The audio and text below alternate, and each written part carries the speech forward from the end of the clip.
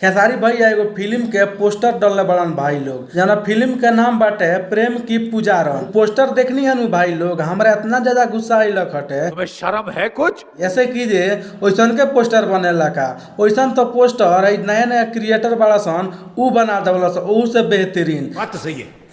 का खेसारी भैया थोड़ा टाइम नहीं कर दे सकत रिलीज करे खातिर पोस्टर एगो अरे लगे अच्छा एडिटर नहीं कर सका कि एगो पोस्टर भी एडिट अच्छा से कर सकस। नहीं।